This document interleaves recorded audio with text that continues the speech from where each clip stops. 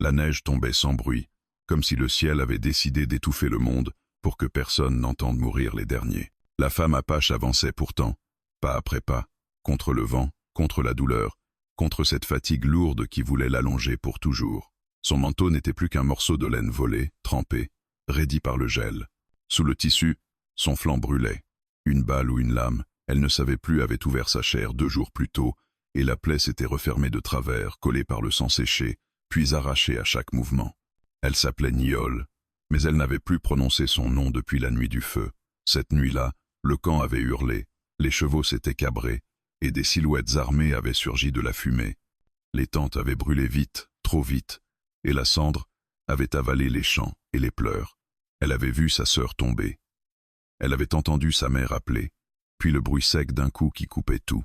Après cela, il ne restait que la fuite, une course sans direction, jusqu'à ce que les poumons soient en feu et que les jambes deviennent étrangères. Les montagnes, elles, ne posaient pas de questions. Elles se contentaient d'être froides. Niol s'y était réfugiée comme on se glisse sous une pierre, sans espoir de chaleur, seulement pour retarder la faim. Mais la faim, elle la sentait maintenant, juste derrière ses yeux, dans le tremblement de ses mains, dans ce goût métallique qui montait à sa gorge. À chaque respiration, son souffle se fendait en deux. Au creux d'un ravin, elle distingua enfin un filet d'eau sombre, presque immobile sous une couche de givre. Le ruisseau avait creusé une petite ouverture, une promesse de boire. Elle descendit en s'accrochant aux branches. Les épines lui griffèrent les paumes, mais la douleur était devenue une chose lointaine. Elle s'agenouilla, posa ses doigts dans l'eau, et porta le froid à ses lèvres. L'eau lui fit l'effet d'un couteau. Elle toussa, s'étouffa, puis but encore, parce que le corps exige toujours sa part. Quand elle se releva, ses genoux cédèrent. Le monde bascula, 1 seconde, puis revint en noir et blanc. Elle tenta d'avancer, mais sa jambe gauche ne répondit pas.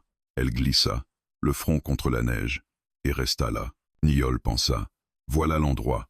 Pas de chant, pas de feu, seulement la neige, et son cœur qui ralentit. Elle ferma les yeux. Les images revinrent, le visage de sa mère, la main de sa sœur, le cercle du camp autour des flammes, puis un silence immense, si vaste qu'il ressemblait à une paix. Elle se dit qu'elle n'était plus obligée de lutter, qu'elle pouvait enfin se laisser tomber à l'intérieur d'elle-même. Un craquement la tira de cette dérive, un bruit de pas, lourd, régulier. Niol tenta d'ouvrir les yeux, mais ses paupières étaient trop lourdes. Elle perçut seulement une ombre qui se découpait sur le blanc. Une voix, basse, prononça quelque chose qu'elle ne comprit pas. Pas une menace, un constat. Elle voulut bouger, attraper son couteau, mais sa main était vide. Elle avait perdu son arme la veille, dans une chute. À présent, elle n'avait plus rien, même pas la force de haïr. Si c'était un chasseur, un homme venu finir le travail, qu'il le fasse vite. L'ombre s'agenouilla près d'elle. Elle sentit une présence chaude se pencher. Une main cailleuse toucha son cou, chercha un pouls, puis la voix dit encore quelque chose, plus doucement, comme si l'homme parlait à un cheval effrayé. Niol rassembla ce qui lui restait de fierté et murmura, en langue apache, un mot qui signifiait « laisse-moi ». Son propre son la surprit, tant il était faible. L'homme ne comprit pas, ou fit semblant. Il glissa un bras sous ses épaules et tenta de la soulever. La douleur explosa dans son flanc. Elle gémit, une plainte sèche, et ses doigts s'agrippèrent malgré elle au tissu de l'étranger. Elle sentit l'odeur du cuir, du tabac froid, de la fumée de bois.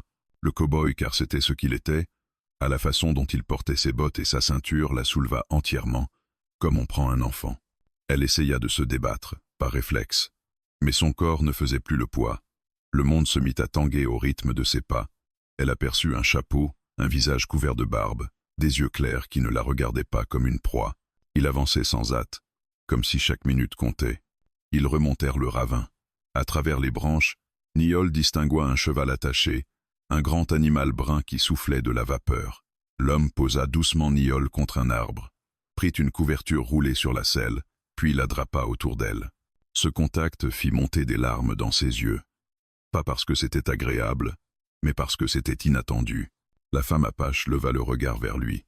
Elle s'attendait à voir du dégoût, de la peur, cette hésitation qu'elle connaissait chez les étrangers. À la place, il y avait une détermination tranquille, dure comme le bois sec. Il parla enfin plus clairement, en anglais. « Tu vas pas crever ici. »« Pas aujourd'hui. » Niol ne répondit pas. Elle n'avait pas la force de discuter avec le destin. Pourtant, quelque part, sous la douleur, Une colère s'alluma. Qui était-il pour décider? Qui était-il pour changer ses plans, alors qu'elle avait déjà fait la paix avec la neige? L'homme la souleva de nouveau, la fit asseoir sur le cheval devant lui, et monta derrière. Ses bras l'entourèrent pour la maintenir. Le cheval partit au pas. Niall sentit la chaleur du corps de l'animal, le rythme des muscles sous elle. Elle voulut se rappeler que c'était dangereux, que l'aide d'un cow-boy avait toujours un prix. Mais ses pensées se dissolvaient. La dernière chose qu'elle entendit, avant que le sommeil ne l'emporte, fut la voix de l'homme, tout près de son oreille, comme une promesse qu'il faisait autant à lui-même qu'à elle. « Tiens bon, j'ai d'autres plans. » Dans la nuit, quand Niall se réveilla, la première chose qu'elle sentit fut la chaleur. Une chaleur dense, presque irréelle, qui lui enveloppait la poitrine et les jambes.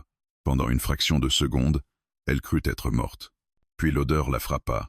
Bois brûlé, cuir humide, soupe trop salée. La vie. Elle ouvrit les yeux avec effort. Le plafond était bas, fait de planches grossières noircies par la fumée. Une cabane, petite, solide.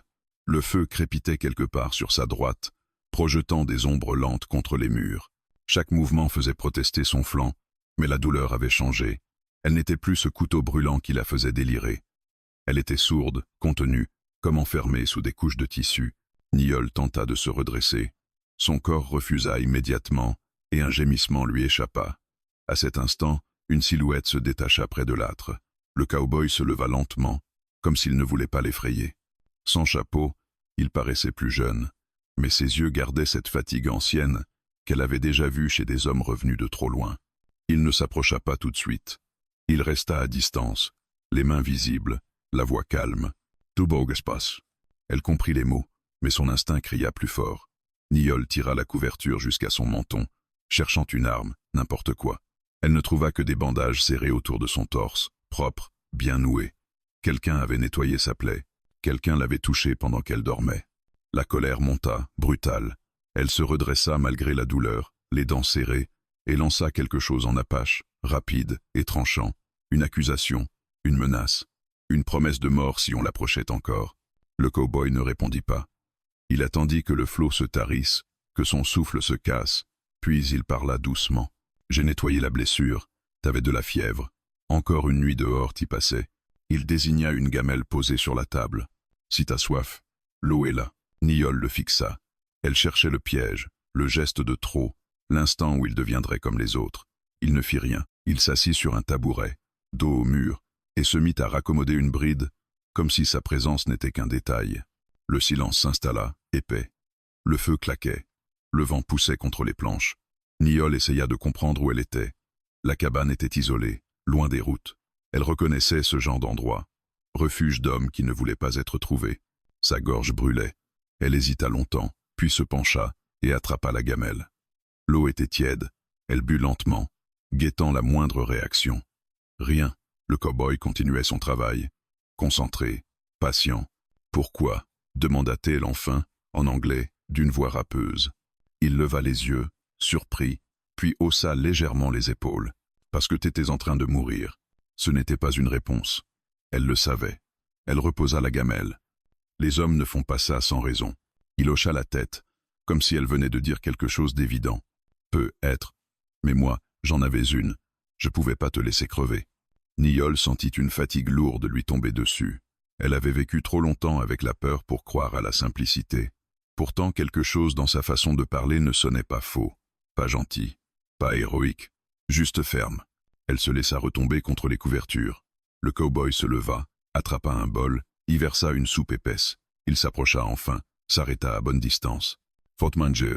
Elle secoua la tête. « Y'a pas faim ».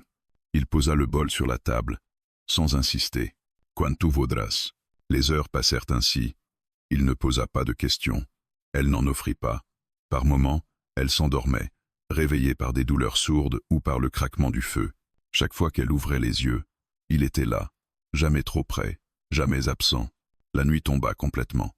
Dehors, les loups hurlèrent au loin. Niall se redressa, tendu. Elle connaissait ses voix. Le cow-boy attrapa son fusil, vérifia la porte, puis revint s'asseoir. « Ils approcheront pas, dit-il. Pas avec le feu. » Elle le regarda, et pour la première fois, elle parla de sa peur sans la cacher. « Ils me cherchent. Il ne demanda pas qui. Il répondit seulement « Yes, Ice. C'est là la Fifth Prisoner. Alors pourquoi je suis encore ici ?» Il soutint son regard. « Parce que je l'ai décidé. Il n'y avait ni arrogance ni douceur là, dedans. Juste une certitude calme. » Cette certitude l'effraya plus que la violence. Niol détourna les yeux. Elle pensa à son clan, à la fuite, à cette certitude qu'elle avait eue de mourir seule. Elle pensa aussi à ce feu, à cette cabane, à cet homme qui refusait de la traiter comme un fardeau. « Je partirai dès que je pourrai marcher, » dit-elle enfin. Il acquiesça. D'accord. Pas de protestation, pas de promesse. Cela la déstabilisa. La douleur revint plus forte pendant la nuit. La fièvre aussi. Elle délira, parla dans sa langue, revit les flammes. À plusieurs reprises, elle sentit une main fraîche sur son front, une voix basse qui la ramenait. Elle ne sut jamais s'il comprenait les mots. Mais il restait. À l'aube, quand la lumière grise filtra par la petite fenêtre, Niol ouvrit les yeux avec une lucidité nouvelle. Elle était toujours vivante, toujours là, contre toute logique. Le cow-boy dormait assis, le dos au mur, le fusil à portée de main. Cette image, simple et rude, se grava en elle. Il ne montait pas la garde pour être vu. Il montait la garde parce que c'était nécessaire. Niol inspira profondément, malgré la douleur. Elle n'était pas en sécurité. Pas vraiment. Mais pour la première fois depuis la nuit du feu, elle n'était pas seule face à la mort. Et cela, elle ne savait pas encore comment le supporter. Le troisième jour commença sans qu'elle s'en rende compte. Pour Niol, le temps s'était dissous en une suite de douleurs, de silence et de réveils flous. Pourtant, quelque chose avait changé. La fièvre avait reculé, laissant derrière elle une fatigue lourde mais stable, comme si son corps avait enfin accepté de continuer. Elle ouvrit les yeux sur la lumière pâle du matin. Le feu brûlait encore, entretenu avec soin. La cabane respirait lentement, craquant sous le froid. Niol resta immobile un long moment, attentive à chaque sensation. Sa blessure la lançait toujours, mais elle ne la déchirait plus. Elle posa la main sur les bandages, hésitante, puis les effleura, propres, secs, changés récemment. Elle se redressa lentement, le souffle court, mais sans perdre connaissance. C'était une victoire, minuscule, mais réelle. Le cow-boy n'était pas là. Cette absence réveilla immédiatement son instinct. Elle scruta la cabane, cherchant un signe de piège, une corde, une porte verrouillée. Rien. La porte était simplement fermée. Son couteau, qu'elle croyait perdu, reposait sur la table, bien visible, comme une offrande. Il aurait pu le garder. Il ne l'avait pas fait. Niol s'assit sur le bord de la couche, laissant ses pieds toucher le sol froid. Ses jambes tremblaient, mais elle la portait encore. Elle inspira profondément, puis se leva, chancelante. Chaque pas était une négociation avec la douleur. Elle atteignit la table, s'appuya dessus, reprit son souffle. La porte s'ouvrit alors, laissant entrer une bouffée d'air glacé. Le cow-boy entra, portant du bois et un seau d'eau. Il s'arrêta net en la voyant debout. « T'aurais pas dû » dit-il sans colère. « Je devais savoir si je pouvais » répondit-elle. Il posa son chargement, s'approcha prudemment, prêt à la rattraper si elle tombait, mais sans la toucher. Elle se rassit d'elle-même. « Combien de temps » demanda-t-elle. Il comprit ce qu'elle voulait dire. « Encore 2-3 jours. Si la plaie s'infecte pas. » Elle hocha la tête. Elle savait ce que cela signifiait. Chaque jour de plus était un risque. Pour lui aussi. Ils mangèrent en silence. La soupe avait meilleur goût ce matin-là, ou peu, était simplement parce qu'elle était encore en vie.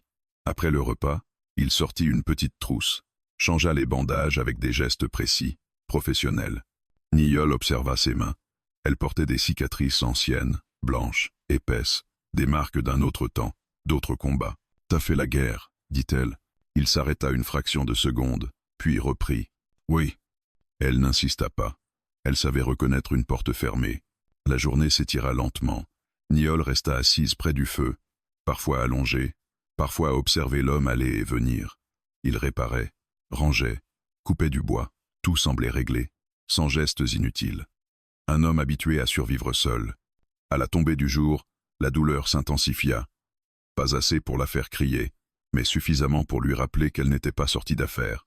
Les souvenirs revinrent, plus nets cette fois, les cris, le feu, les corps.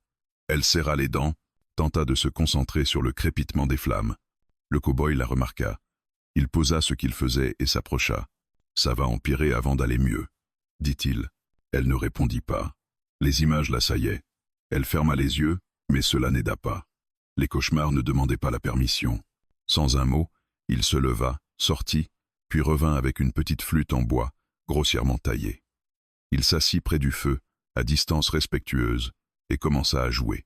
Le son était simple, grave, presque maladroit, mais régulier. Une mélodie lente, répétitive, comme un battement de cœur. Niol ouvrit les yeux, surprise. Ce n'était pas une chanson apache, ni une mélodie qu'elle connaissait, mais elle faisait quelque chose d'étrange. Elle occupait l'espace. Elle laissait moins de place aux cris du passé. Les larmes montèrent sans prévenir. Elle tourna la tête, honteuse. Le cow-boy continua de jouer, comme s'il n'avait rien vu. Quand il s'arrêta enfin, le silence retomba doucement. « Pourquoi tu fais ça ?» demanda-t-elle, la voix brisée. Il réfléchit avant de répondre. « Parce que j'ai vu ce regard avant. Chez des hommes qui revenaient du feu. Et parce que rester assis à rien faire aide personne. » Elle essuya son visage d'un revers de main. « Je pensais mourir seule, dit-elle. J'avais accepté ça. Il la regarda longuement. Parfois, accepter la mort, c'est juste être trop fatigué pour se battre. » Elle serra les poings.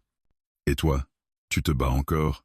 Il sourit sans joie. « Je sais pas, mais j'essaie de pas laisser les autres tomber. » La nuit tomba, plus calme. Niol dormit mieux que les jours précédents.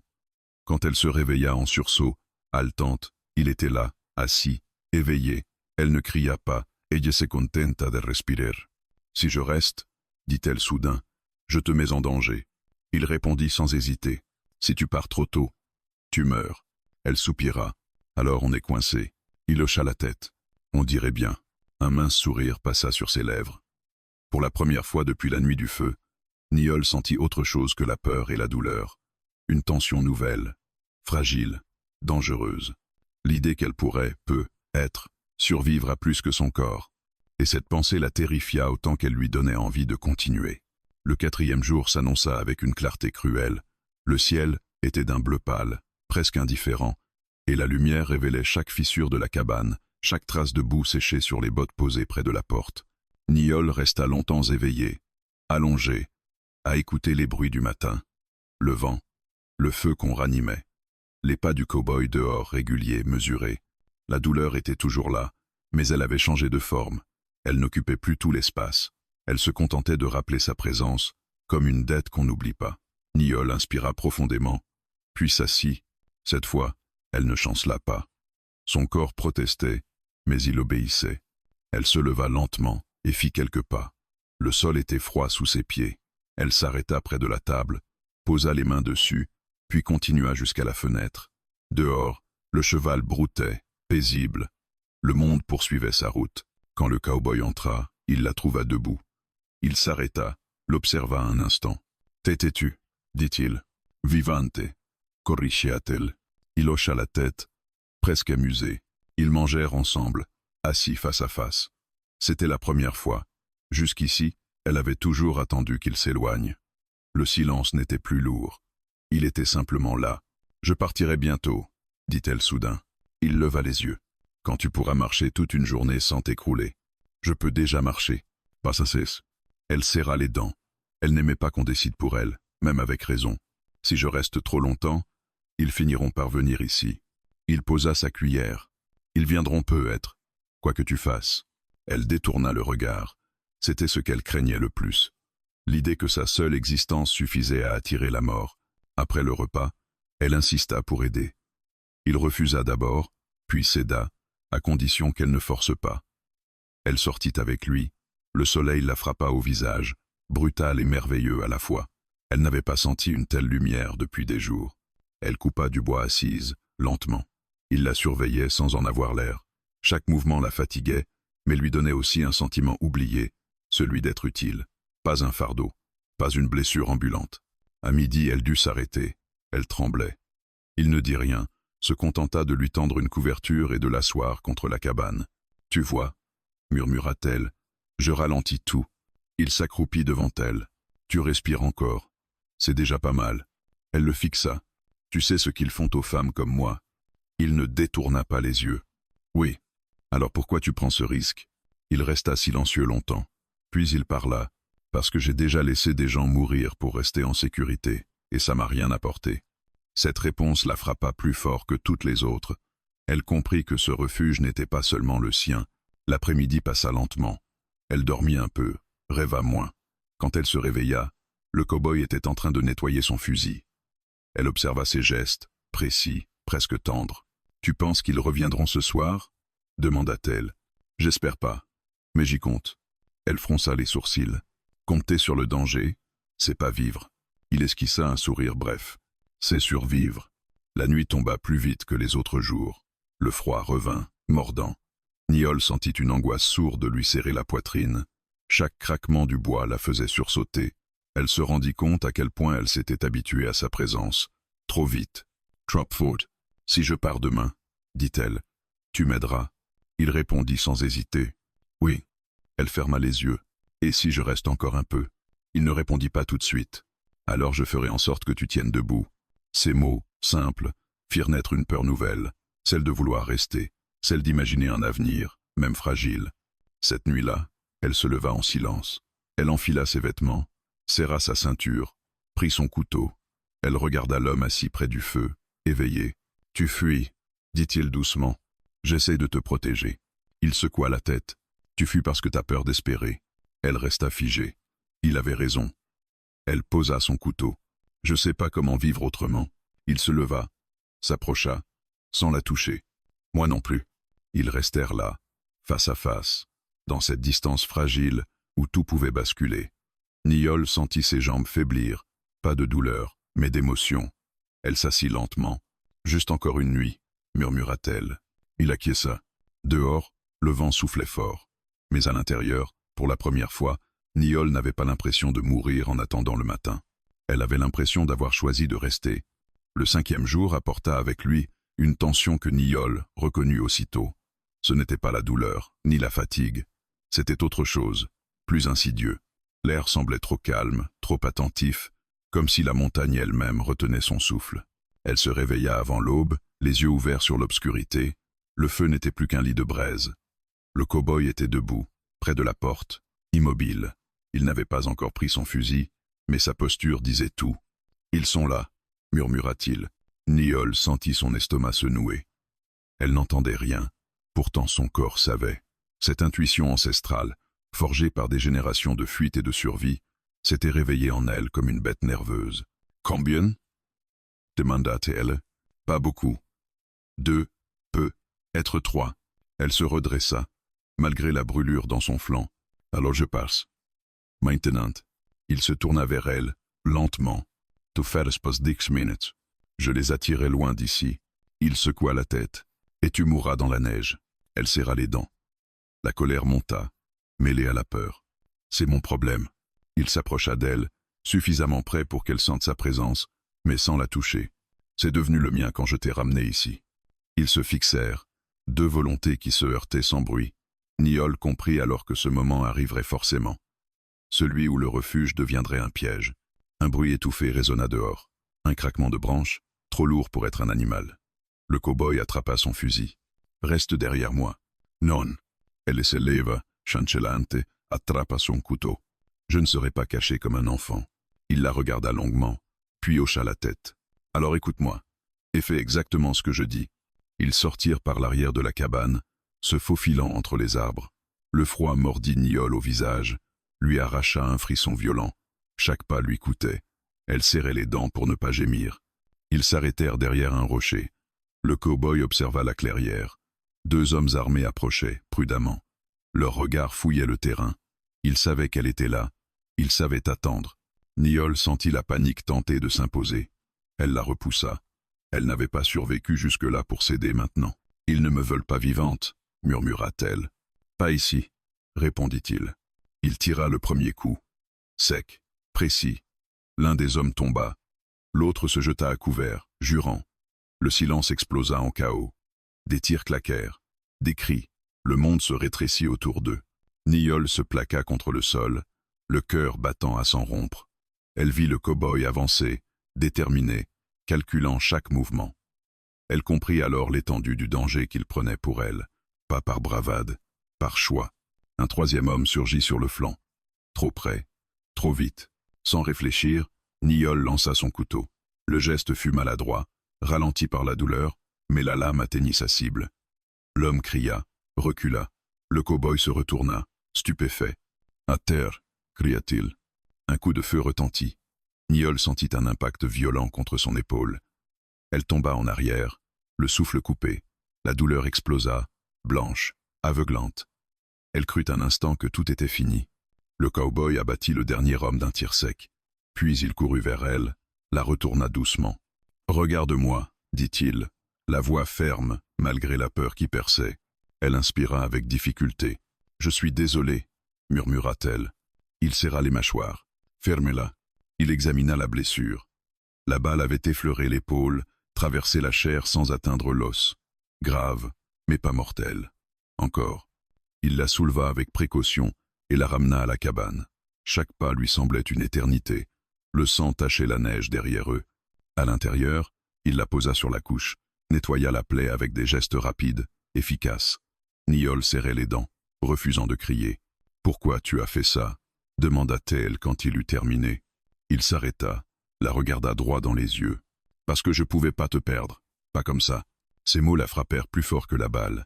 Elle détourna le regard, les larmes brûlantes. « Je n'avais pas prévu de vivre après cette semaine, » avoua-t-elle. Encore moins de compter pour quelqu'un. Il s'assit à côté d'elle, épuisé. Moi non plus. Le silence retomba, lourd mais différent, plus grave, plus définitif. Ce n'était plus un refuge temporaire, c'était un point de non-retour. Dehors, les corps restaient immobiles dans la neige. Le danger n'était pas fini. Ils le savaient tous les deux. Niall inspira profondément, malgré la douleur, et regarda le plafond noirci. Elle n'était plus la femme qui pensait mourir seule. Et le cow-boy venait de prouver que ses plans allaient bien au-delà d'un simple sauvetage. Le 6e jour commença dans une odeur de sang séché et de fumée froide. La cabane n'avait jamais paru aussi petite. Chaque mur semblait se rapprocher, chargé du souvenir de la veille. Niall ouvrit les yeux lentement, le corps lourd, l'épaule brûlante. La douleur était différente cette fois, plus vive, plus précise. Une douleur qui rappelait que le danger avait laissé une trace. Elle tenta de bouger. Son flanc protesta, son épaule cria. Elle inspira profondément et se força à rester calme. La panique ne servirait à rien. Elle avait appris cela bien avant de rencontrer cet homme. Le cow-boy était assis à la table, le dos voûté, les coudes posés sur le bois. Devant lui, le fusil démonté, les pièces s'alignaient avec un soin presque cérémonial. Il n'avait pas dormi. Cela se voyait à la rigidité de ses épaules, à ses yeux cernés. « Ils reviendront », dit-il sans se retourner. Ce n'était pas une question. Niall hocha la tête. « Oui, pas aujourd'hui, mais ils parleront. » Elle se redressa lentement, grimaçant, et s'assit. Le simple fait d'être éveillée lui demanda un effort immense. Pourtant, elle se sentait étrangement lucide, comme si l'affrontement avait dissipé une brume intérieure. « Je ne peux plus rester ici, dit-elle. Pas après ça. » Il continua de nettoyer son arme, méthodique. « Yes, Ice. » Elle fronça les sourcils. « Tu ne t'y opposes pas ?» Il leva enfin les yeux vers elle. « Je m'y oppose pas, mais tu pars pas seul. » Ces mots firent battre son cœur plus vite. Elle secoua la tête. « Tu n'as pas à me suivre. » Il sourit faiblement. « Je crois que j'ai dépassé ce stade. » Le silence retomba. Dehors, le vent soulevait la neige, effaçant peu à peu les traces de la veille. Niall ferma les yeux un instant. Elle pensa à son clan, à la route, à ce poids constant qu'elle portait depuis la nuit du feu. Puis elle rouvrit les yeux. « Si on part, ils te traqueront aussi, » dit-elle. « Ils le feront de toute façon. » Elle n'insista pas. Elle comprit alors que ce choix n'était plus seulement le sien. Le monde avait basculé à l'instant où il avait tiré pour elle. Ils passèrent la matinée à préparer le départ. Niall s'habilla lentement, chaque geste mesuré. Il ajusta les bandages, vérifia qu'elle pouvait tenir en selle. Elle refusait de se plaindre. La douleur était devenue un prix acceptable. Avant de quitter la cabane, elle s'arrêta un instant, posa la main sur la table, sur les murs. Ce lieu avait été un tombeau possible, puis un refuge. Maintenant, il devenait un souvenir. « Tu regrettes ?» demanda-t-il doucement. Elle réfléchit. « Non, j'ai peur, mais je ne regrette pas. » Ils partirent à l'aube, la lumière froide dessinant de longues ombres sur la neige. Le cheval avançait prudemment. Niall se tenait droite, concentrée sur sa respiration. Le cow-boy marchait à côté, tenant la bride, prêt à intervenir au moindre signe de faiblesse. Après 1 heure, elle dut descendre, ses jambes tremblaient. « Je peux continuer, » dit-elle. Il secoua la tête.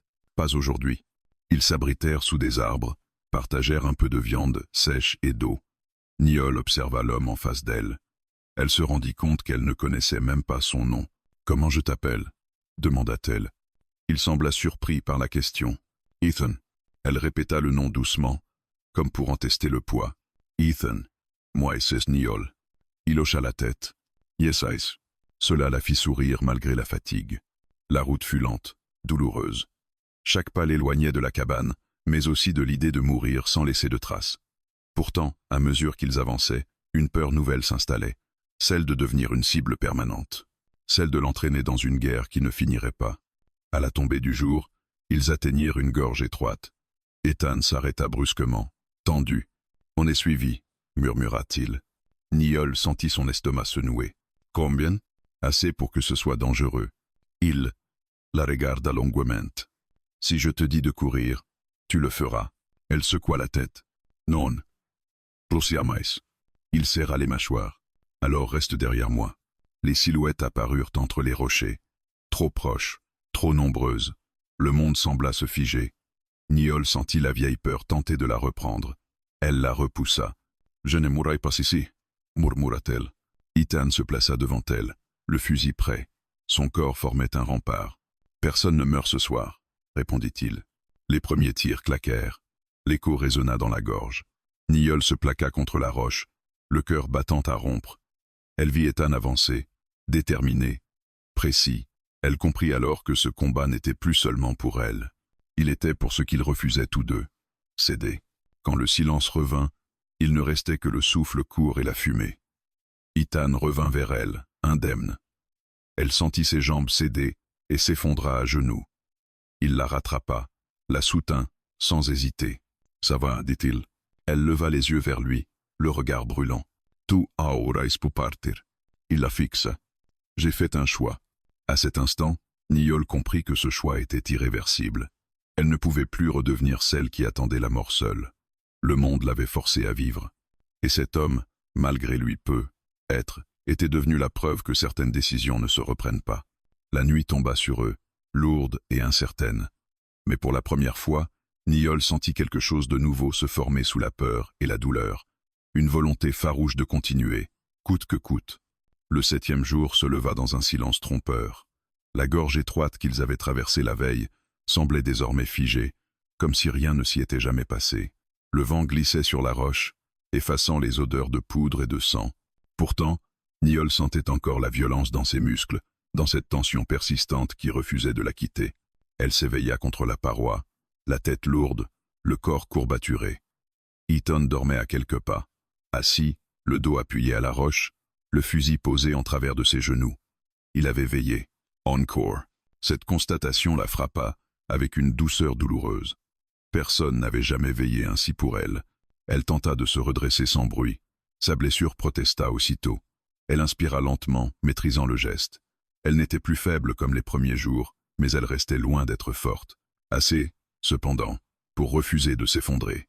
Ethan ouvrit les yeux. « Tu devrais rester couché, » dit-il. « Je ne suis pas morte, » répondit-elle doucement. Il observa son visage, puis hocha la tête. C'est vrai.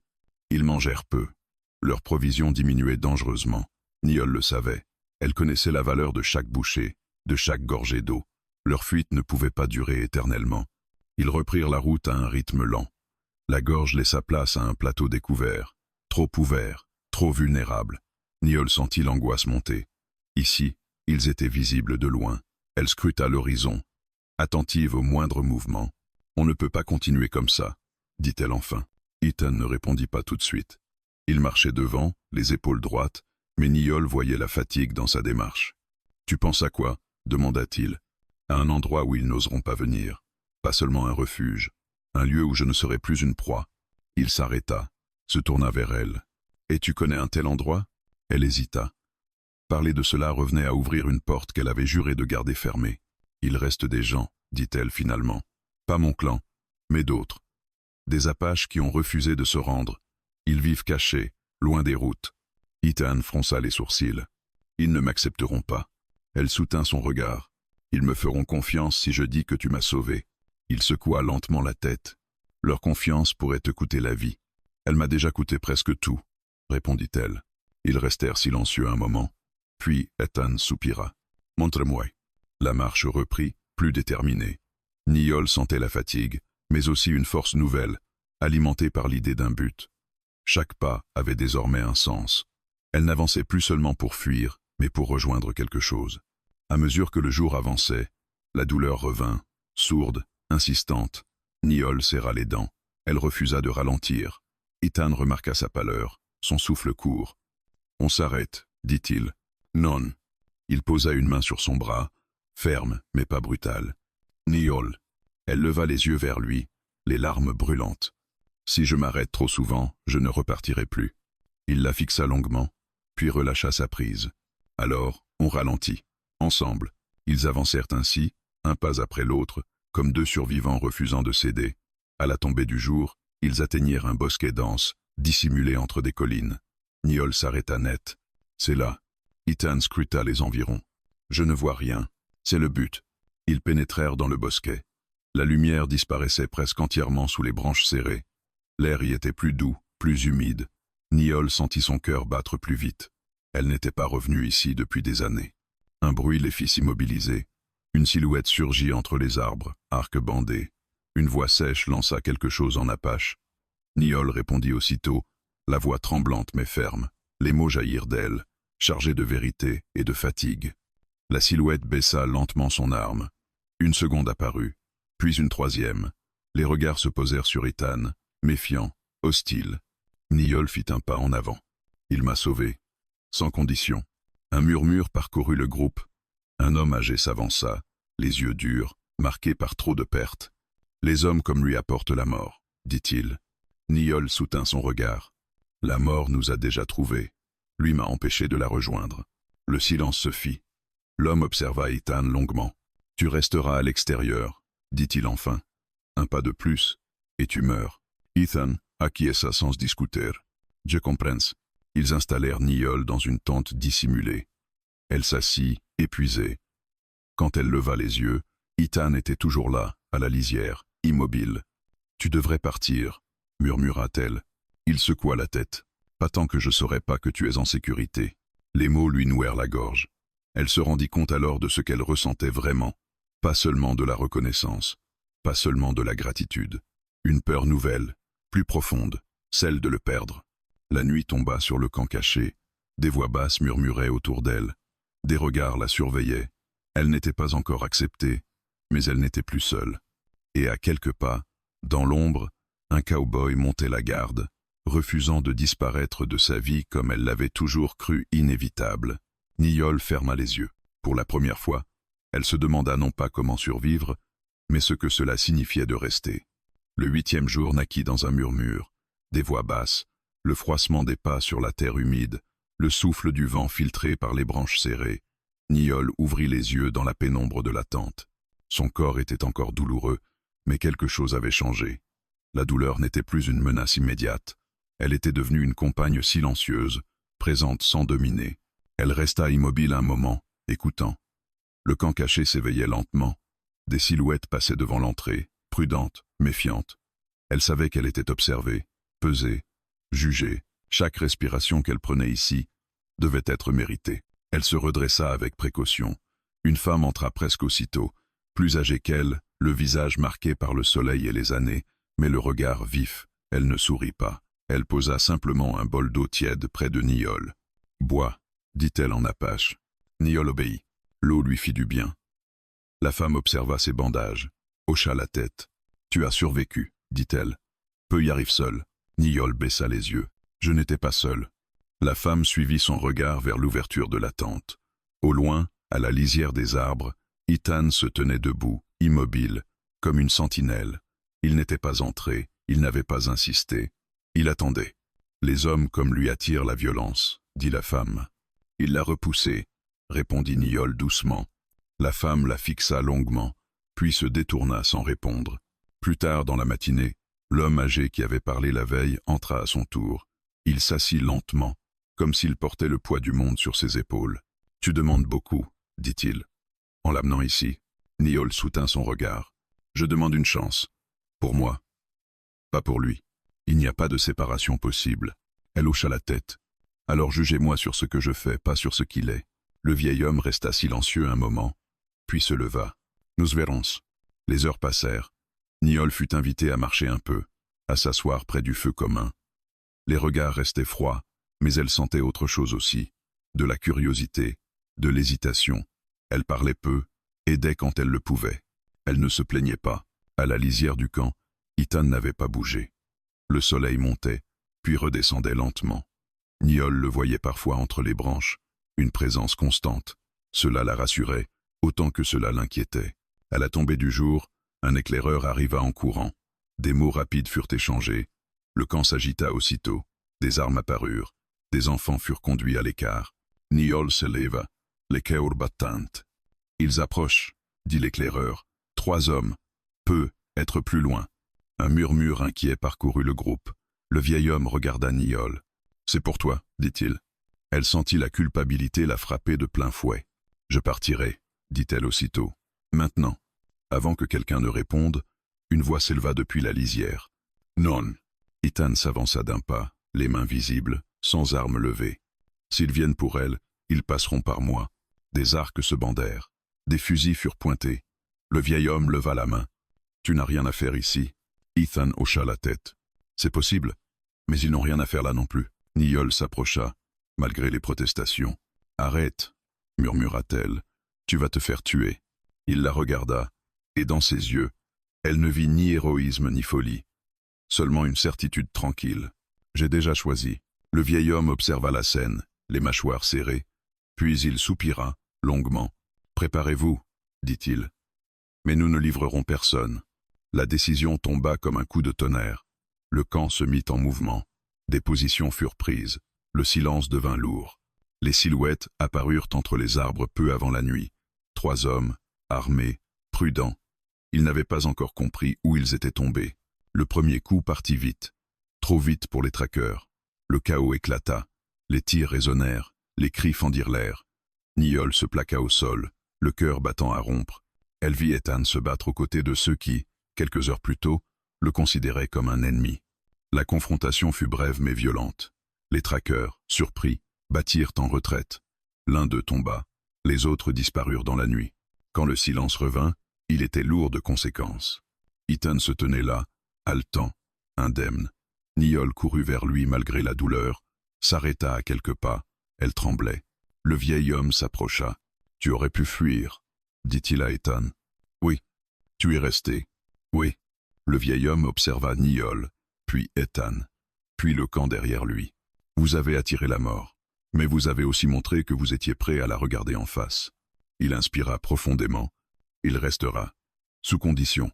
Un souffle de surprise parcourut le groupe. Niol sentit ses jambes fléchir. Elle n'osa pas sourire.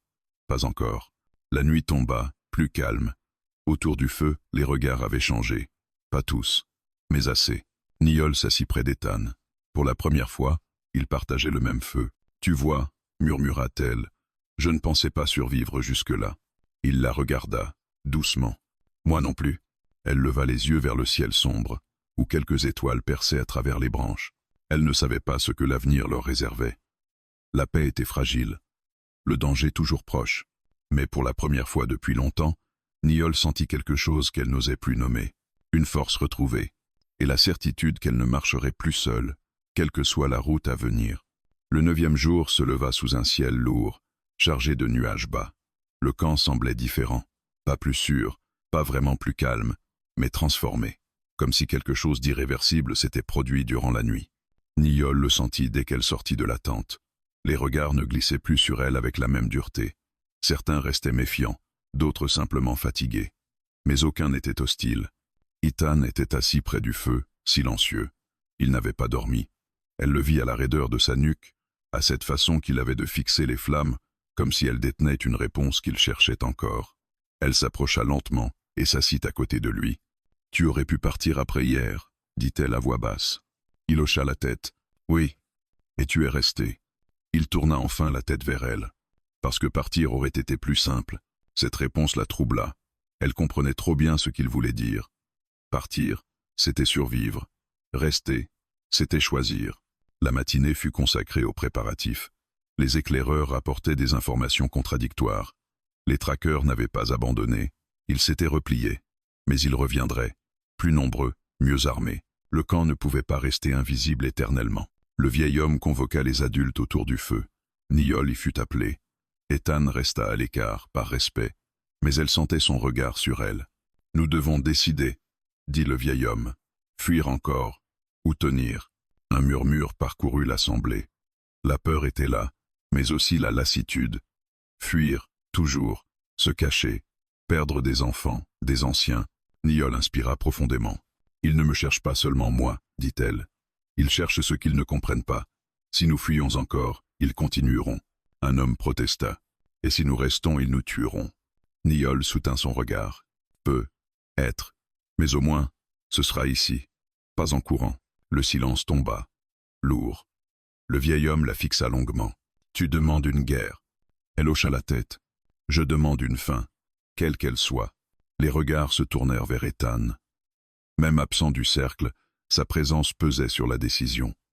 Le vieil homme soupira. « L'homme blanc se battra-t-il pour nous ?» Niall répondit sans hésiter. « Il s'est déjà battu. » Sans rien demander en retour. La décision fut prise lentement, douloureusement. Il ne fuirait pas. Pas cette fois. L'après-midi fut tendu.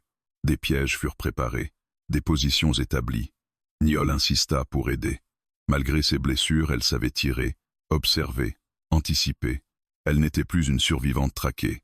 Elle redevenait une combattante. Ethan la rejoignit à l'écart. « Tu n'es pas obligé de faire ça, » dit-il. Elle se tourna vers lui. « Si. C'est justement pour ça que je suis encore debout. » Il la regarda, inquiet. « S'ils attaquent en force, alors je mourrai debout, » répondit-elle. Pas cachée, pas fuyante. Il ne répondit pas. Il posa simplement sa main sur son bras, un geste bref, presque imperceptible, mais chargé de tout ce qu'il n'avait pas encore dit. Le soir tomba rapidement. Les éclaireurs revinrent en courant. Ils arrivent. Plus d'une dizaine. Peu, être 15. Le camp se figea. Les enfants furent conduits dans les zones les plus reculées. Les armes furent prêtes. Le feu fut étouffé. Niall se positionna près d'étang, à couvert.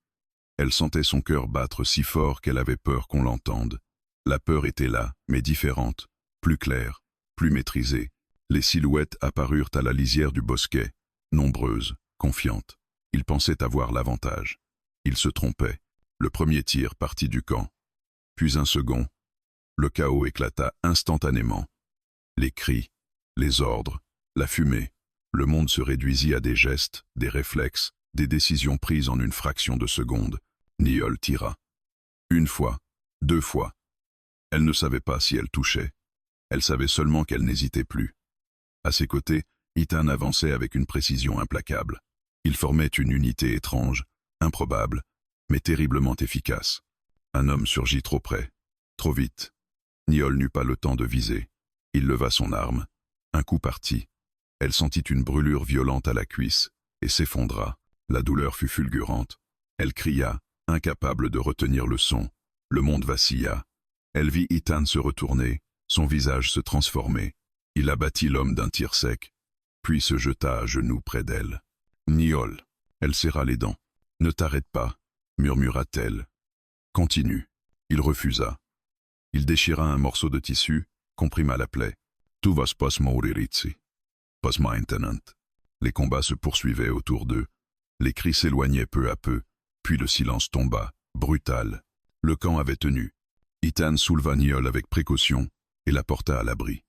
La blessure était grave, mais pas mortelle. Encore une fois, la mort avait frôlé sans saisir. Le vieil homme entra, le visage sombre. « Ils ne reviendront pas, dit-il. » Pas de sitôt. Niall ferma les yeux, épuisé. « Alors c'est fini » murmura-t-elle. « Non, répondit-il. Mais c'est différent. » La nuit enveloppa le camp. Autour d'elle, les murmures reprenaient, plus bas, plus lourds. Niall sentit la main d'Ethan serrer la sienne. Elle inspira lentement. Elle avait combattu, elle avait choisi, elle avait survécu. Mais au fond d'elle, elle savait que le dernier combat n'était pas encore passé, pas celui des armes, celui de l'avenir qu'elle acceptait enfin d'imaginer. Le 10e jour se leva dans une lumière douce, presque irréelle.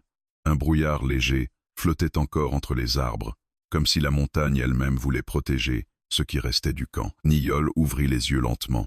La douleur était là, profonde, ancrée dans sa cuisse et son flanc, mais elle n'était plus seule, elle n'était plus effrayante. Elle était la preuve qu'elle respirait encore. Autour d'elle, le monde reprenait forme. Des voix basses, le froissement des pas, le craquement du bois qu'on rallumait, la vie, elle inspira longuement, laissant l'air remplir ses poumons, et une émotion inattendue la submergea. Elle n'avait jamais imaginé se réveiller après une nuit pareille. Ethan était assis près d'elle.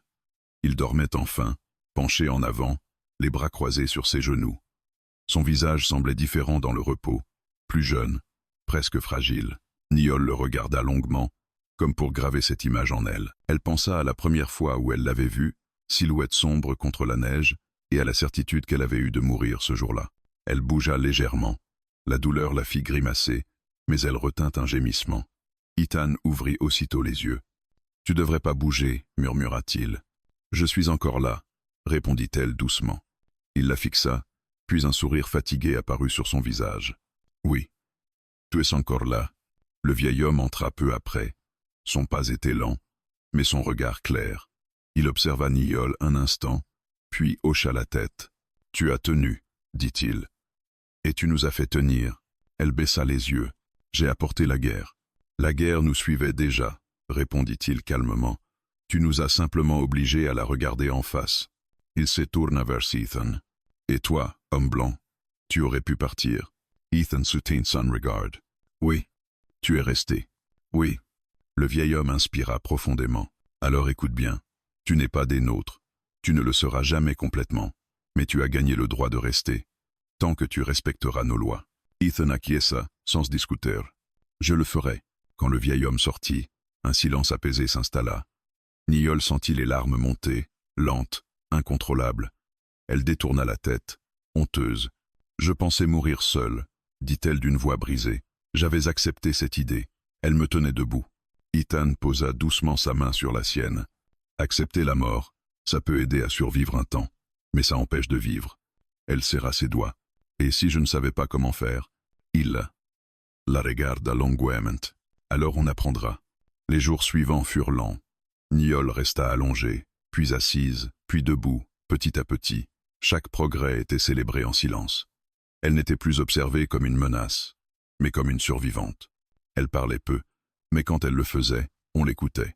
Ethan aidait partout où on le lui permettait. Il coupait du bois, réparait, montait la garde, toujours à distance, toujours respectueux. Les enfants l'observaient avec curiosité, certains lui souriaient. Un soir, alors que le soleil disparaissait derrière les collines, Niol se tint debout sans aide pour la première fois.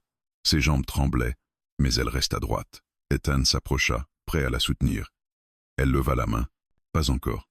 Il s'arrêta, laissa faire. Elle regarda l'horizon, la ligne sombre des montagnes, le ciel immense. Le monde restait dangereux, injuste. Rien n'avait été effacé, mais quelque chose avait changé à l'intérieur d'elle. « Je ne suis plus celle qui attend la fin, » dit-elle. « Je suis celle qui reste. » Ethan sourit doucement. « Alors j'ai fait le bon choix. »« Nancy. » Elle tourna la tête vers lui. « Tes autres plans, ils ressemblaient à quoi au juste ?» Il réfléchit un instant. « Je pensais juste sortir de la neige. Après, j'ai compris que je voulais pas retourner à ma vie d'avant. » Elle sentit son cœur se serrer. « Et maintenant ?» Il la regarda, sans détour. « Maintenant je veux construire quelque chose qui ne soit pas basé sur la fuite. » Le vent se leva, faisant danser les feuilles. Niol inspira profondément. Elle pensa à son clan, à ce qui avait été perdu, et à ce qui restait à créer. « Je ne promets pas la paix, dit-elle, ni la facilité. »« Je demande pas ça, répondit-il, juste la vérité. » Elle hocha la tête. La nuit tomba doucement sur le camp. Autour du feu, les voix montaient, plus légères qu'avant. Niol s'assit près d'Ethan. Pour la première fois, elle ne se sentait pas de passage. Elle se sentait présente. Elle leva les yeux vers le ciel étoilé et sourit faiblement. La femme apache qui pensait mourir seule avait survécu à la neige, à la peur, à la guerre. Et le cow-boy, avec ses autres plans, avait découvert que sauver une vie pouvait aussi sauver la sienne. Ils restèrent là, côte à côte, non pas parce que le monde était devenu sûr, mais parce qu'ils avaient choisi de l'affronter ensemble. Et pour la première fois, cela suffisait.